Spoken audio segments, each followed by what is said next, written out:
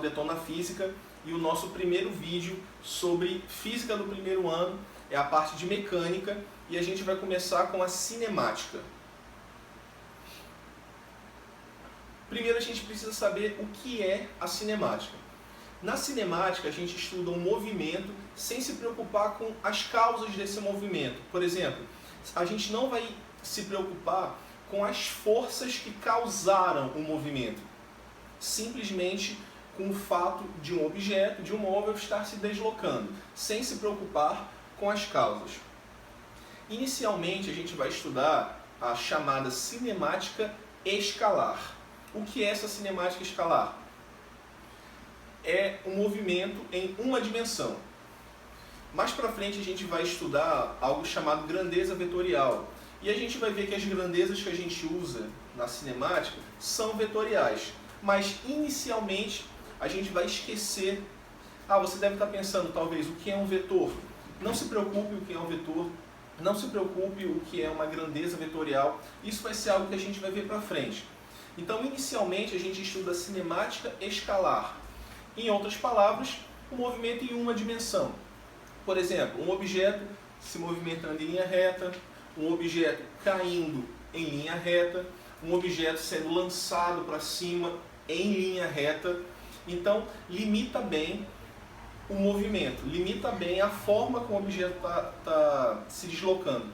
Então, inicialmente, cinemática escalar serão trajetórias retilíneas, movimentos de trajetórias retilíneas, sem se preocupar com a causa, ok? Então a gente precisa saber quais são os conceitos básicos dessa cinemática. Qual o fundamento que a gente tem que ter para que a gente compreenda bem? Primeiro, entender a diferença entre repouso e movimento. Eu gosto de dizer que a melhor palavra para substituir repouso é parado. Não tem como a gente simplificar mais. Então, se você ler uma questão, ela diz que um objeto está em repouso, pronto, ele está parado. Qual é a consequência disso? Velocidade zero. Qual é o contrário disso? Movimento. O detalhe é que o movimento, a gente diz que ele é uma grandeza relativa. Por exemplo, ele precisa ter um referencial, que é um outro conceito. Se eu pergunto para vocês, o exemplo clássico que todo professor de física dá, você está sentado dentro de um ônibus, do seu lado tem outra pessoa sentada e esse ônibus se desloca por uma rua. Eu pergunto, você, sentado nesse ônibus, está em repouso ou em movimento? Se a sua resposta foi estou em repouso, você errou. Se sua resposta foi estou em movimento, você também errou. Porque quando a gente responde uma pergunta dessa, a gente precisa responder com outra pergunta. Se eu pergunto, você está em movimento? A resposta é em referência a quê? Em relação a quê? Qual é o referencial? Então, o movimento é uma grandeza relativa. Ele depende de um referencial. Por exemplo, se o referencial for a pessoa que está do seu lado, você no ônibus, o ônibus se deslocando e a pessoa sentada do seu lado. Para essa pessoa, em relação a essa pessoa, você está em movimento ou está em repouso? Com certeza, ela vai dizer que você está em repouso. Para ela, você está em repouso. Por quê? A distância entre vocês dois não se altera. Agora, para uma pessoa parada num ponto de ônibus e ver o ônibus passando, se perguntarem para ela se você está em repouso ou em movimento, ela vai dizer o quê? Com certeza ela vai dizer que você está em movimento. Por quê? Porque a distância entre vocês dois está variando.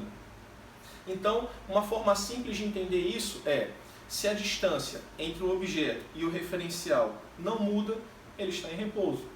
Se a distância entre o objeto e o referencial está variando, ele está em repouso. Ok? Outra informação fundamental para a gente é a diferença entre deslocamento e distância percorrida. Parecem ser a mesma coisa, mas não são. Vou dar um exemplo para vocês. Você saiu da sua casa e você quer ir andando até a padaria. Vamos dizer que a distância entre a sua casa e a padaria, em linha reta pela calçada, é 500 metros. Só que você decidiu, quando sair de casa, primeiro passar em um mercadinho, fez uma curva na sua trajetória, foi no mercadinho, do mercadinho você foi até a padaria. O que seria a distância percorrida? Eu gosto de dizer que a distância percorrida é o tanto que você andou, cada passo que você deu, cada centímetro que você se deslocou ali. Então, a distância percorrida é cada passo que você deu, o tanto que você andou. Se te perguntassem qual foi a distância percorrida, você teria que calcular o tanto que você andou até o mercado, depois o tanto que você andou até a padaria. Essa é a distância percorrida. Cada passo que você deu, você soma tudo. Agora, se te perguntarem o que é o deslocamento, para a gente considerar o deslocamento, a gente só precisa da posição inicial e posição final. Para calcular o deslocamento, para a gente saber o deslocamento, não interessa se no meio da trajetória você foi no mercado, você foi em outro lugar, não interessa. O deslocamento a gente considera simplesmente posição inicial e posição final, ou seja, casa, padaria. Seria o que então? 500 metros, nesse exemplo que eu dei. O deslocamento, 500 metros, que é a posição inicial e essa posição final. Agora, a distância percorrida seria todo o trajeto, toda a trajetória, a gente teria que somar tudo. Então é importante a gente entender a diferença entre esses dois conceitos. Quando a gente estuda a cinemática, inicialmente haverão outras situações, mas inicialmente a gente vai estudar dois tipos de movimento. O movimento progressivo e o movimento retrógrado. É bem simples.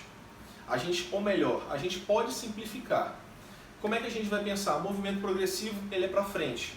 O movimento retrógrado, ele é para trás. É claro que se você estudar um pouco mais profundo, você vai ver que o conceito não é tão simples assim. Mas para facilitar o entendimento, o Enem ele nunca cobrou nada mais complexo ou além disso. Então você pensa, progressivo para frente, retrógrado para trás. Eu vou colocar aí, vai aparecer no vídeo, duas imagens de exemplos de movimento retrógrado e progressivo. Imagina uma reta numérica e ela começa 0, 1, 2, 3, 4 e ela vai no sentido crescente.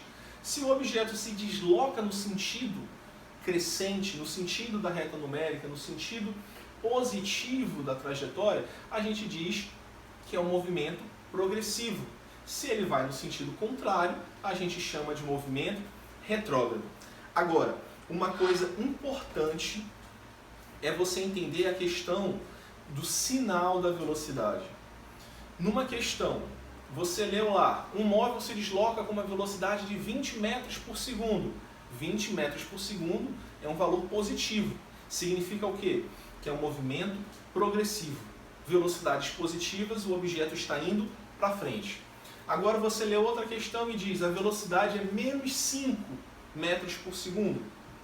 Um valor de velocidade negativo é simplesmente para a gente saber que ele está em movimento retrógrado, para trás. Esse sinal de mais ou menos vai ser simplesmente para a gente se orientar na trajetória e na direção do movimento, no sentido do movimento.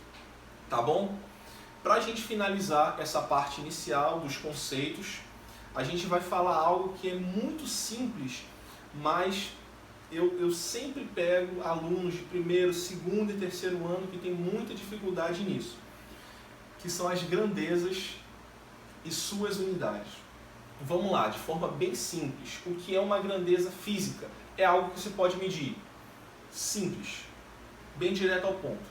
A temperatura de uma pessoa com febre, você bota o termômetro para medir. A sua altura, a sua massa quando você sobe numa balança. Então, são coisas que se podem medir. Vamos ficar com esse conceito para ficar bem simples para vocês. Só que toda grandeza, ela precisa de uma unidade. Por exemplo, essas que eu disse. A temperatura de alguém, você não diz, ele está com febre, ele tem 39. 39 o quê? Precisa de uma unidade. Então, na temperatura, usualmente a gente diz 39 graus Celsius. A sua massa, quando você sobe numa balança, você diz 80 quilos, 60 quilos. Da mesma forma, a sua altura, metros, pode ser em centímetros. Então, para cada grandeza, existem unidades. Agora, é importante a gente saber quais são as unidades no SI, ou seja, Sistema Internacional. As 3 grandezas iniciais, básicas, que a gente vai trabalhar na cinemática é o comprimento, o tempo e a velocidade. O comprimento ele pode ser medido em centímetros, metros, quilômetros. O tempo pode ser segundo, minuto, hora. A velocidade, quando você olha o velocímetro de uma moto, de um caminhão, de um carro, de um ônibus, você vai lá, quilômetros por hora. Agora, no SI, ou seja, no Sistema Internacional, as medidas oficiais serão metro para o comprimento, centímetro para o tempo e... segundo para o tempo, segundo para o tempo. E metros por segundo para a velocidade. Entenda uma coisa, você pode fazer o cálculo das suas questões usando qualquer unidade. Agora, se a questão pedir, se a questão disser que as unidades têm que estar no SI, são essas as unidades que você tem que usar, são essas as unidades oficiais, ok?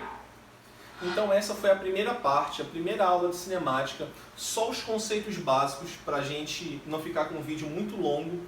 Eu vou estar colocando aqui embaixo um link com algumas questões sobre... Não vou não. Na próxima. Então é isso, galera, essa foi a nossa primeira aula, os conceitos básicos para a gente começar o estudo da cinemática. Na aula que vem, a gente vai falar de velocidade. Então o que eu peço para vocês? Comenta aqui embaixo se você sentiu falta de alguma coisa. Alguma sugestão, alguma crítica, a gente está aqui para melhorar. Espero que eu esteja ajudando vocês. Não se esqueçam de curtir o vídeo e se inscrever no canal. Valeu, vamos detonar a física.